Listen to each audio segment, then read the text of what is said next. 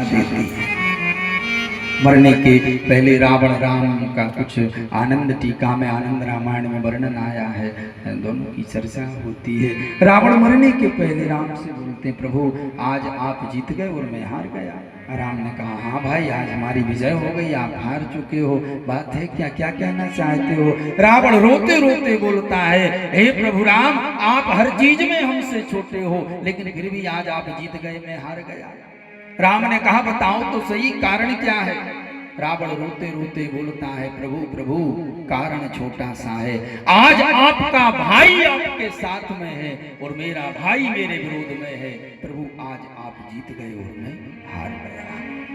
दूसरा भाव दिया, प्रभु प्रभु मैं चरित्रहीन हूं और आप चरित्रवान हो, आज आप जीत गए और मैं हार गया।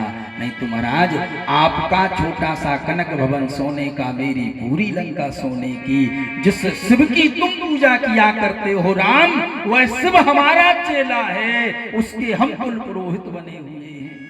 जिन ग्रहों को तुम चलाया करते हो वह ग्रह हमारे चरणों में बैठ के अनुमति लेते हैं। कौन सी चाल कितने दिन रावण हमें चलनी है हम बताया करते हैं। फिर भी राम आज आप जीत गए और मैं हार गया।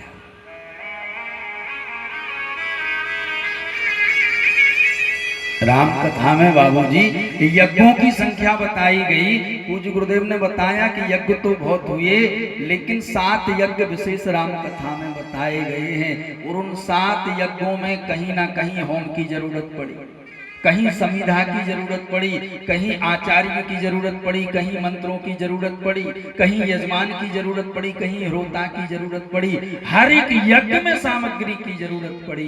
केवल एक ऐसा यज्ञ पूरी राम कथा में बताया है जिस यज्ञ में होम हवन की जरूरत नहीं हुई, ना ब्राह्मण की जरूरत हुई, न यजमान की आवश्यकता पड़ी।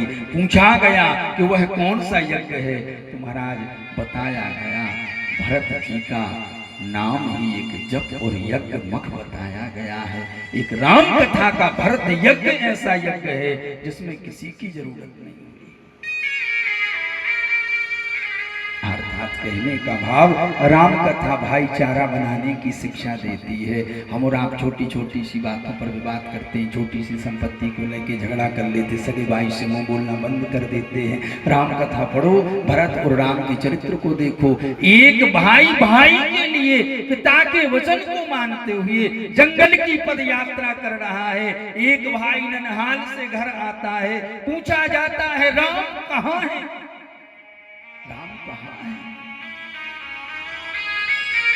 अगर मेरा राम अयोध्या में होता तो अयोध्या अलग सुमनोहर दिखाई देती, लेकिन मुझे ऐसा क्यों लग रहा है कि अयोध्या में राम नहीं है। भरत अस्वस्थ हो जाते हैं, बीमार हो जाते हैं।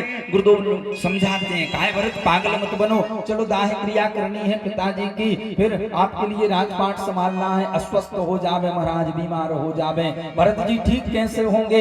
एक ही बात बोली गई, हमारी औषधि केवल एक ही है, अगर राम के चरणों का दर्शन हो गया तो हमारा स्वास्थ्य ठीक हो जाएगा। और जब तक भरत ने राम के चरणों को नहीं निहारा तब तक भरत ठीक नहीं हुए। शिक्षा मिलती है कि एक भाई संपत्ति को त्याग करके, राजगद्दी को त्याग करके जंगल की यात्रा करता है कि अगर मेरा राम मेरे साथ है तो सब कुछ हमारे साथ में है, और अगर मेरा भाई राम मेरे साथ में नहीं है तो वैभव हमारे काम का नहीं है। ये राम कथा में भरत चरित्र हम और आपको याद कराता है। ऐसे सूर्य वंश ने राम जी के चरणों में पावन प्रणाम।